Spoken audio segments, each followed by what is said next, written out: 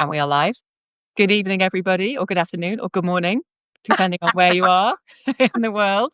Thank you for joining us. Tonight we have a Shelf Help Club Live with Dr. Ingrid Clayton, expert in and author of Fawning, and your copy of the book would look like this. I got a sexy preview, so mine looks like this. But Fawning is one of the most exciting releases and topics in psychology today. So if you're watching this and you are a shelfie or you are already a fan of Ingrid, then I know you're going to enjoy nerding out with us for the next 30 minutes or so. And I say nerding with love. I'm sure Ingrid will appreciate that. So Dr. Ingrid Clayton is a psychologist, author, complex trauma survivor, and author of Fawning, Why the Need to Please makes us lose ourselves and how to find our way back. So fawning, as you are about to learn, as you guys might know already a little bit, is a newly discovered trauma response.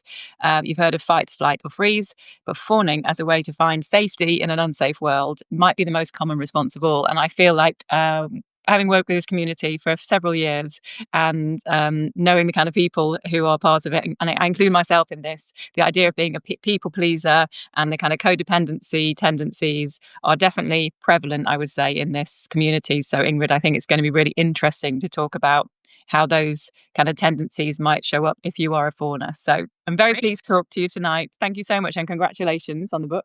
Oh, thank you so much. Thank you for having me. I'm excited to dive in. Yeah, me too.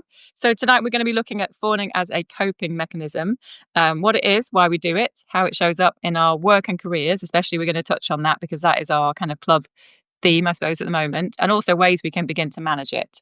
Because one of my questions to you would be, do we need to get rid of it, or are we just we're gonna learn to manage it? Probably, I imagine you might say. But members or anybody watching, check in, let us know in the chat, in the comments where you are joining us from, and please let us know if you have any questions as we go. Yeah, if you're a paid subscriber, you can ask questions as we go, and we're gonna field those. So Ingrid, the Shelf Help Club is all about helping people read more and feel better. And so before we get into the book, I'd love to know a little bit about what's on your bookshelves and also what you do to look after yourself. So let us know where you are today and how you are.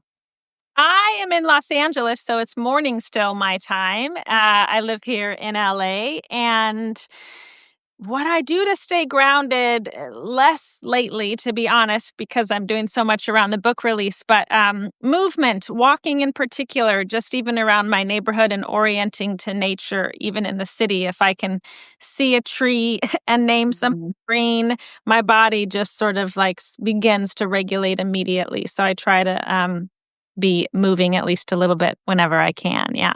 Sure. And you've been traveling a bit at the moment because you're in book promo mode, which is very exciting, but also I imagine a bit of a different day in the life than normal. It is. Yes, yes, yes. So the book's only been out since September 9th. So yeah, I had a launch here in LA and one in New York, which was super fun. And just visiting bookstores and seeing it on the shelves and signing copies. I mean, it's been a blast. Yeah, it's out in the world. So congratulations. You probably aren't having time to read at the moment, but what are you reading when you're not in your own book zone? Yeah, well, if audiobooks count, I did just download and started listening to Quit Like a Woman by Holly Whitaker. I'm a little late to that party, but I have recently found her work, and Laura McCowan, who I just was listening to her memoir also. So yeah, I've been enjoying that. And I love it when an author reads their own book, so that's a bonus. Yeah, definitely. So do you identify as being in recovery, as Laura does? I do, yeah. This month I'm sober 30 years. Wow. Okay. Yeah, Well, I know. congratulations. Thank you. Amazing. Yeah, thank you. And are there any books that you would recommend to us, to the community, that have been kind of transformative for you on your journey, which we're going to hear a little bit more about, I suppose, as we go through? Yeah, well, the book I loved, it's been out for a little bit now too, but What My Bones Know by Stephanie Fu. I just think, as a journalist, but again, as a memoirist, to really dive into the topic of complex trauma, it just felt like such a master class and accessible to all. So I really loved her work. And then, of course, Dr. Ramani's It's Not You, her latest release on narcissism, is profoundly beautiful. Yeah. Sure. And so memoir it sounds like it plays a big part in your bookshelves, and you've written your own memoir as well. That's right. Yes, I could not have written Fawning if I didn't spend many, many years writing Believing Me, which was my memoir. And it's why Fawning, is really based in lived experience, not just mine, but my clients. So I invited 7 of my clients to participate in this book. I think storytelling is such a powerful teacher, such an accessible teacher that you can maybe understand theory, but you might not understand how it applies to you until you really resonate with like seeing it in someone else's life, right? That's the reflection. So um, I'm a big believer in lived experience as the medicine. Yeah, sure. And also words, right? Words is a way to heal. So whether that's writing your own story or connecting with someone else's.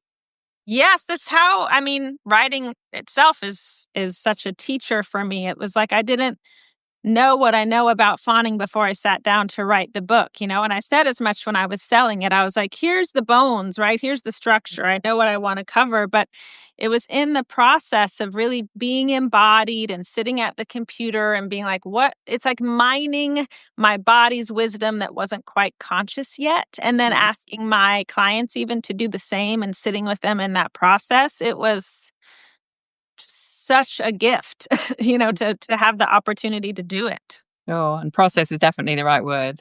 Yes. So just before we talk about the book then, how would you describe your relationship with yourself today, right now? Oh, my relationship. I mean, I have one. I actually have a real one. I have a real relationship to myself where I'm not immediately overriding what I feel or what I think or what I need. I mean, I think I lived like self adjacent for so Mm. long, or like me and my needs and my body were like a ball and chain that you're sort of like pulling along. I have a real relationship with myself, one that is like loving and compassionate. And that's the whole point of doing this work for me. Yeah, sure. That's relationship goals, isn't it, as well?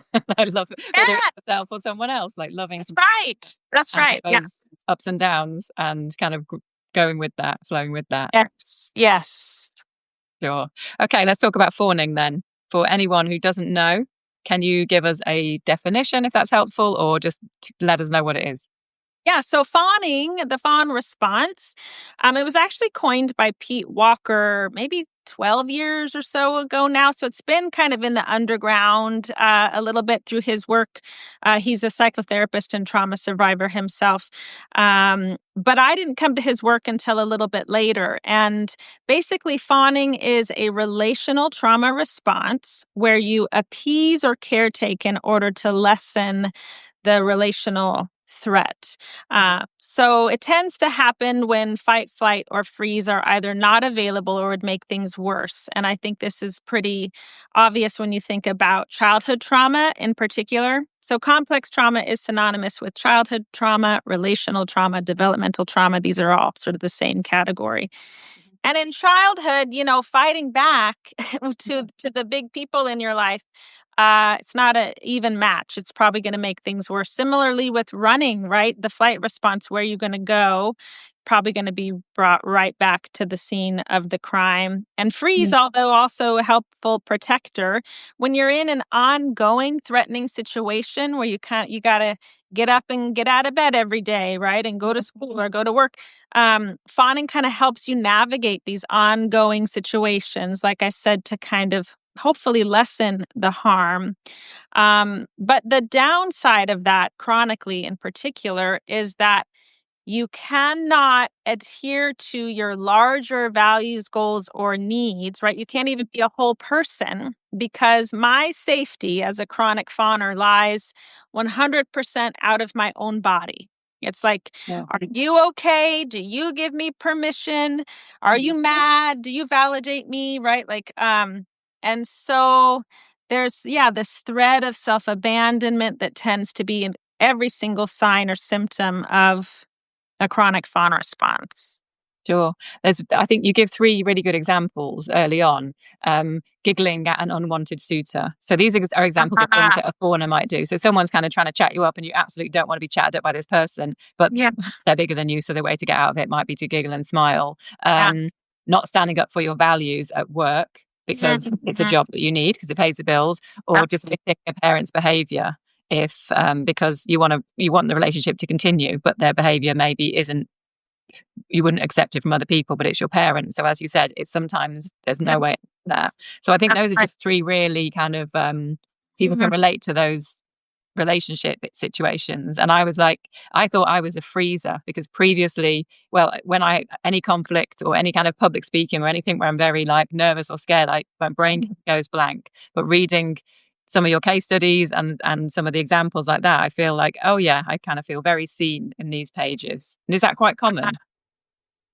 That that people see themselves reflected, is that what you mean? Or Yeah, or people, I suppose, thought that they have might have had a different coping ah, strategy previously. yes, I mean, well, first of all, we're all of the defenses, they're sort of equal opportunity protectors. And it's not like we just have one, right? So in Oh, my own experience, I can freeze, I can fight, right? But when you're in an ongoing threatening situation, the body does tend to remember the response that worked before, and yeah. then it's going to lean on it even harder going forward.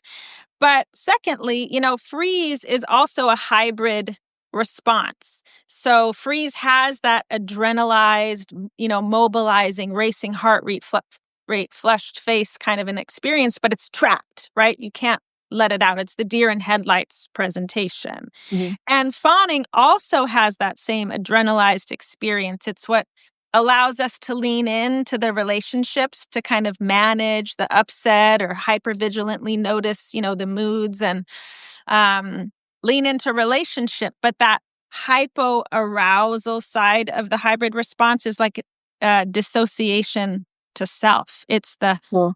It's the down regulation piece. So in other words, both freeze and fawn are kind of hanging out in the middle of the spectrum. And so where one exactly ends and one begins, it's tricky. It's tricky. So it Mhm. makes sense to me that you would maybe see yourself reflected in more than one response or, yeah. Yeah, and you do talk in the book about how men is you give an example of men kind of growing out of the fawn response because then suddenly they physically feel more able to protect themselves, and they what they might have seen as a threat before isn't so threatening because they are physically bigger. So um is that what happens? Does that happen to a lot? Is that what happens to a lot of people? Does that happen to men mostly, that you were kind of able to move through the fawn response as you grow up and develop, whether that's mentally or physically? Yeah, it's a great question. It's a complicated question too, Okay. because it also brings to mind just how we're socialized, right? So, yes, fawning is an unconscious reflexive response that happens without our consent, essentially, right? Sure. The body responds in a nanosecond. It just goes, I am not safe. This is a threat. And it leans in whichever direction. But at the same time, fawning is also taught and encouraged and applauded. And particularly, girls have been socialized along these lines, right? When you talk about the flattering or flirting or smiling, like these are things that we're told as little girls, right? And even to the point of like, well, I don't care if you don't like the gift or don't like that friend, Mhm. that creepy friend. I need you to go and hug him and make nice anyway, right? So oftentimes people sort of see that although fawning is not gendered, that most women can see fawning throughout their lives in some context, for this reason too, right? Yeah. Because you kind of swap out the synonyms for being feminine and you see a lot of them under the title of fawning. And boys, it's like it's okay to be rough and tumble and have a voice. And I hate this phrase, but man up kind of Yeah. implies you're meant to, have more of a voice in that kind of a way. So, yeah, so not gendered per se, but then to your other point, fawning happens when we're disempowered, right? It's like the body knows that there's a hierarchy, and these are lots of systems of power. It's not just family of origin, it's also patriarchy, which we're talking about, but racism, classism, all of any marginalized person, lots of opportunities for the fawn response. You can't sort of be your full self. You're told Mhm. day in and day out why being yourself is not okay. And so, yes, there's an example or two in the book of men who fawned when they were younger and they were children, but then they grew into these big bodies or they grew into more resource, right? Just whether Yeah. that's financial resource or whatever power they sort of were able to step into, and fawning isn't as necessary. But I'm always going to have this body when I walk out into the world. I'm always going to be 5'2", whatever the case may be. So it's tricky. Yeah. And you share your own story in this book, probably more in your previous book, but your story in relation to fawning and the idea of um, you were fawning in a home where you didn't feel safe with your stepdad. And then Yeah. as soon as you could, it sounds like you pretty much got out of there. But like but you took your head and your nervous system with you. So even though you're not living with the threat anymore, this is what we're talking about. It's that kind of that response from your nervous system to any kind of threat, and it brings back out that particular response. Well, yes. And I would say, in complex trauma, which again is ongoing experiences of threat over time, um, that my body had to lean on the fawn response day in, day out while it was growing and developing. So there really is no sense of like, where do I end and where does fawning begin? And Hmm. that's so common for folks. They come into my practice and they're like, what are you talking about? First of all, I don't even have trauma because that's so normalized, right? The things Yeah. that we had to survive and live with. But also, like, I was just being nice, right? I was just doing what I've been told to do, like meeting expectations. And so it becomes a lot to tease apart. But also, as we talk about trauma, this idea that the body keeps the score. If you have enough accumulated experiences of threat over time, the body at a certain point goes, I'm not going to make myself vulnerable. It's not even worth it. And so the trauma response is almost like 5 steps ahead, like guarding against potential threat, even when there's no sense of threat there. Again, not conscious. We don't necessarily know that we're doing this, but it leaves us kind of like on the wallflowers to our own life, right? Hmm. And so I did it. I did it long after I moved from home. I did it in pretty much every subsequent relationship. I did it in romantic relationships, friendships, mentorships, Hmm. you name it. Yeah. Yeah. And are you at a point now where you have unfawned yourself? Is that a point we get to? Is that a point we're aiming for? I think it's a process that we can access, right? So a big takeaway for me in writing the book and in being in sort of ongoing relationship to myself is there's no finish line. I'm always going to have a body. I'm always going to be in new situations I've never been in before. I'm always going to have my history. Um, we don't get over our threat responses. We need them. They're life-saving, any more than you would want to like get rid of a fight response, right? Like if you need a fight response, I hope that you have one. And similarly, with the fawn response, what I'm suggesting is that no one is meant to live in survival mode 24/7, right? So it's bringing down that constant sense of dysregulation and guarding and inability to inhabit your own body and Yeah. be a full person in the world. But I probably fawned this week. You know what I mean? So unfawning is a process, it's deeply personal. I think fawning over time can also become even a little more conscious. It's like, I know I'm going into the lion's den and I'm probably going to fawn, but when I leave that situation, can I sort of anchor back into myself and, kind of attach to the whole of me in a different way? So there's Hmm. lots of different ways to move through these experiences in the world. It's bringing on more choice, more conscious agency, Yeah. more relationship to self, ultimately. Mm. And I love the word conscious because it's that Yeah. awareness, isn't it? Of like I love following your Substack and you share kind of problems and letters from other people, but also you talk about your own experiences. And I think there was one recently when a woman talked about how she kind of moved her car in the car park to make way for someone who didn't even ask her to make way, ended up Yeah. getting in the car. And I was like, I used to always I move on the sidewalk pavement. I always used to just be the one to move out of the way. And for the Yeah. last few years, I'm like, I'm not going to do that anymore. Sometimes it ends up very, very close, and inside I'm like dying a bit, but I'm not going to move. That I have not heard that one as a practice. That is so fascinating and I love it. Yes. Where am I just automatically deferring to your comfort, your Yeah. needs? You get to take up space in the world. And I actually think those are really interesting ways to practice with just like, I have a body. It's okay to exist, you know? Mhm. I love that example. Thank you for sharing that. No problem. I Yeah. mean, it's like it doesn't always feel good, but I'm aware of Oh, it and I'm like, there's a reason I'm doing this, right? This is that, yes. and that's like personal growth moment as I've nearly fallen into the road. But Ah, what about self-gaslighting? Because I love this term that I've learned from the book, and you touched just earlier on the idea of, well, I thought I was just being nice because that's what everyone. It can't have been that bad because everyone else told me that that's just be nice to my stepdad, or he didn't mean it that way, or and you're kind of, and that's not even someone else gaslighting you; it's you talking to yourself like that, yes. Well, to that end, I think a lot of us have heard it from someone else first, right? So, right? Ingrid, you're really being ridiculous or selfish, or you're kind of making it all up, right? So, that is not a unique experience to me. I'd say most of my clients, particularly with complex trauma, let's be real, they did maybe try to stand up for themselves or have a voice or set healthy boundaries. Not only did it make it worse, but they were told these horrible things like you're being ridiculous and selfish and etc. And so the self-gaslighting just becomes our own internalized voice of like, Mm, I just need to be more forgiving or I need to let that go and I'm being real, why am I holding on to this?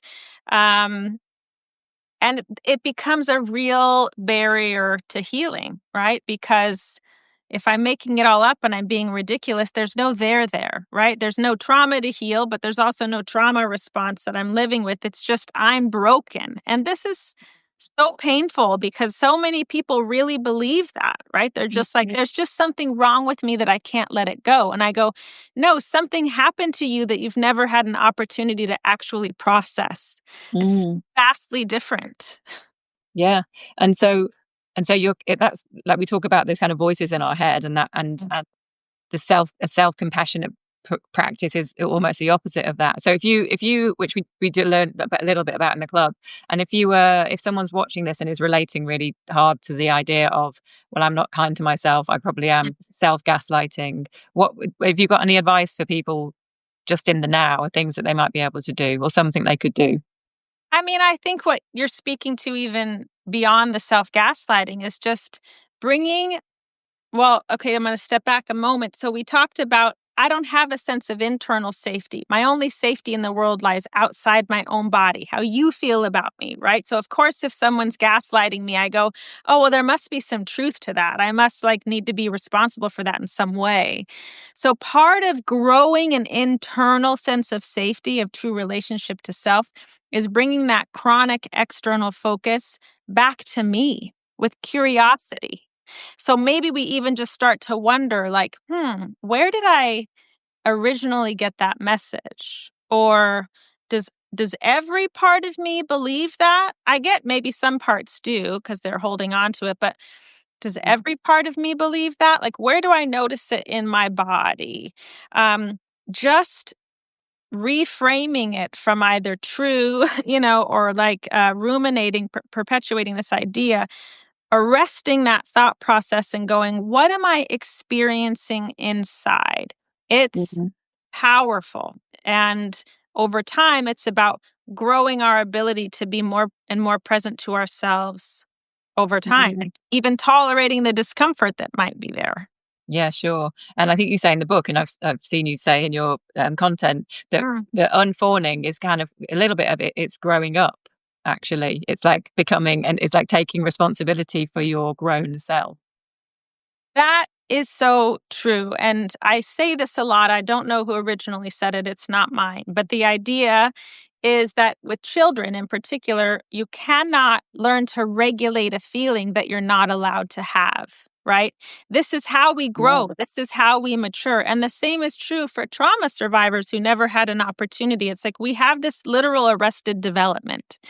And so that's why I talk about things like reparenting in the book, that there are ways in now that we can grow that capacity so that we're not stuck in time, right? The past isn't in the driver's seat. the present tense, my grown self, the one with all this gray hair, right? Like gets to be in the driver's seat, not my terrified younger parts. Yeah, sure.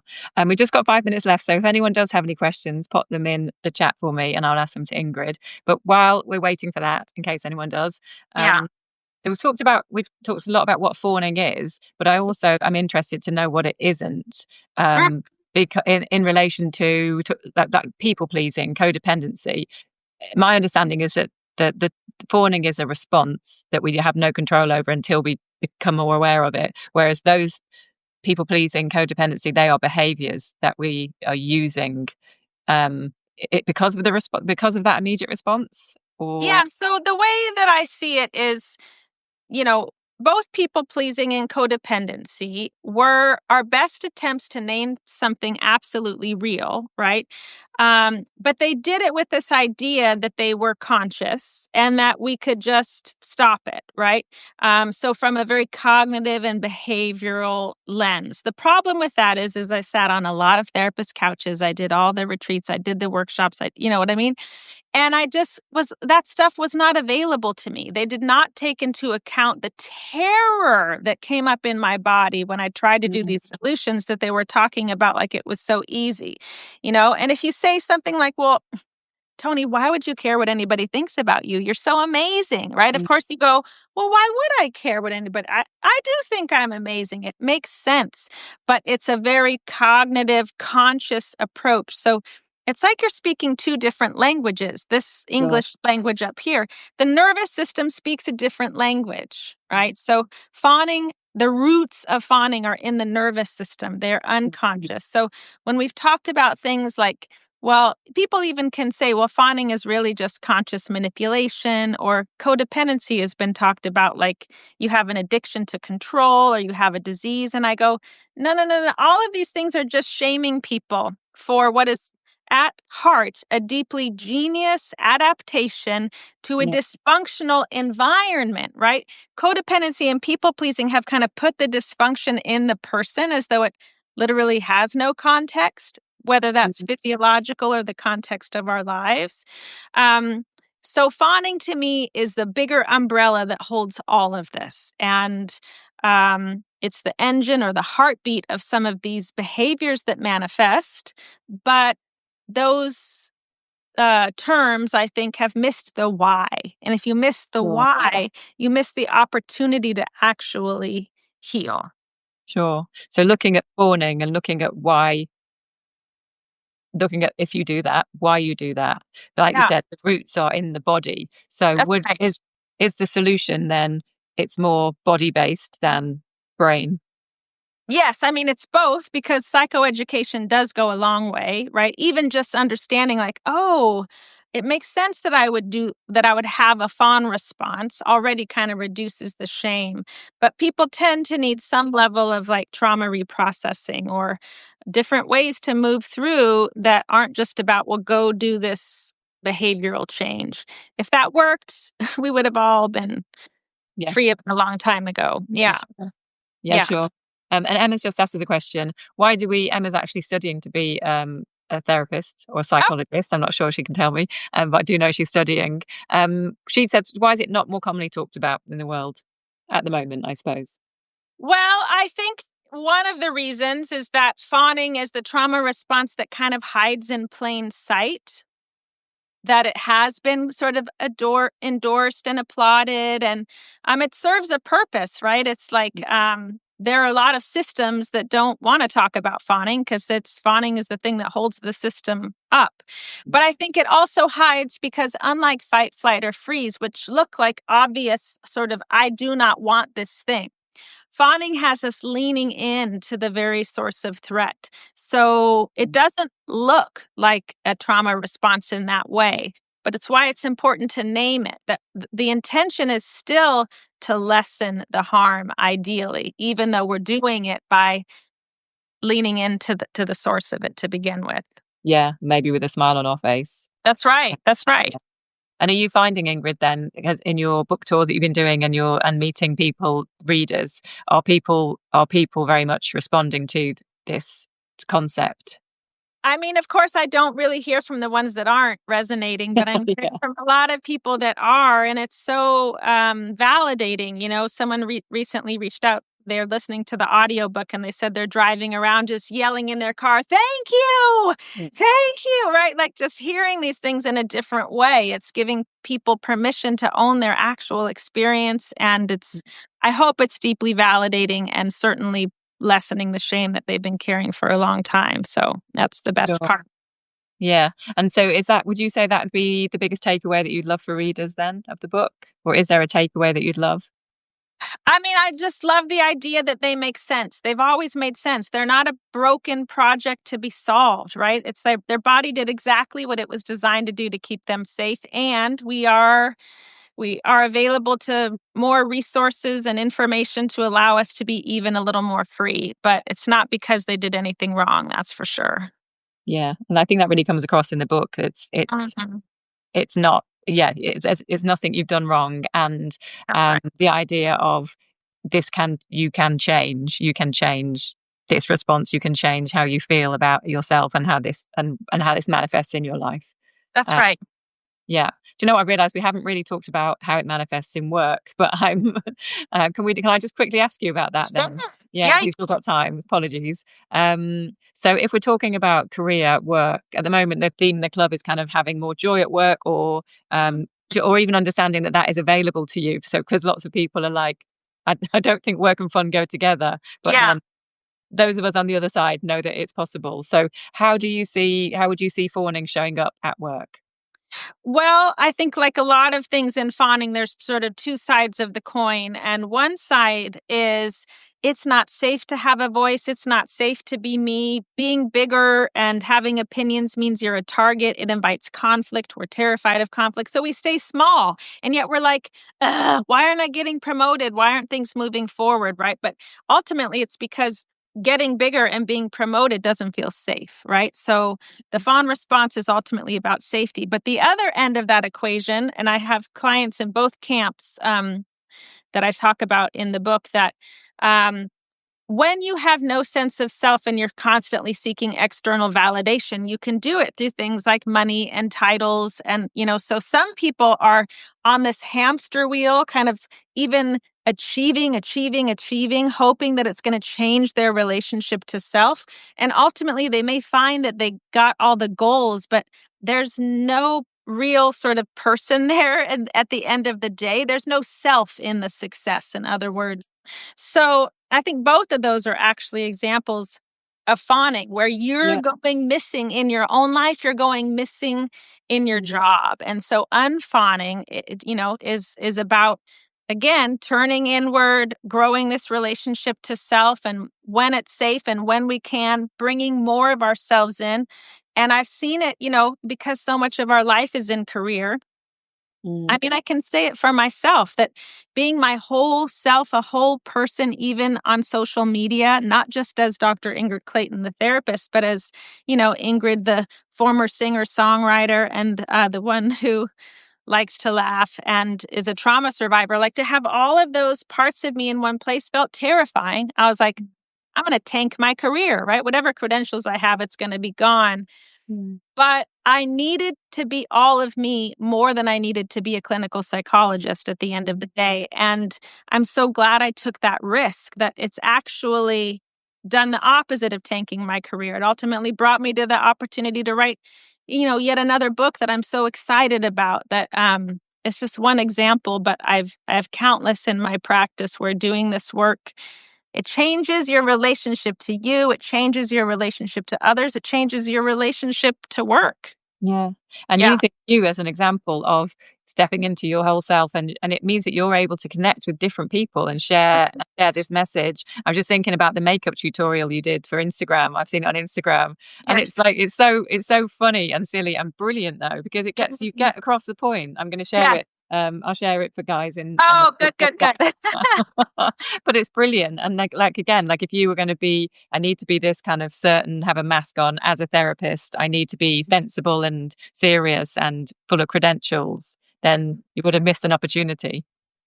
And I mean, that makeup tutorial, there's nothing more me in a way, right? So, not even just in terms of what's appealing and what lands for other people, but what it's like just to be me in the world. I get to be a therapist this way, right? I Yeah. don't have to be a therapist like anybody else is going to be a therapist. Yeah. When I do that, I'm actually more helpful to more people.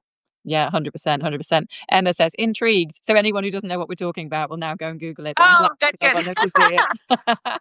And I'll share the link. Well, it is time to say goodnight. So time to say goodbye. Thank you, Ingrid, so much for being here. I really appreciate you having me. Thank you. Oh, well, congratulations on the book. Guys, this is what the book looks like. It is out now. Thank you for being here, everybody, and watching. So nice to have so many of you online. Yeah, Fawning is now out now. And if you're not already following Dr. Ingrid on Substack, please do. And wishing everybody a wonderful week. So thank you for being here. Take care. Take care. Bye, guys. Bye.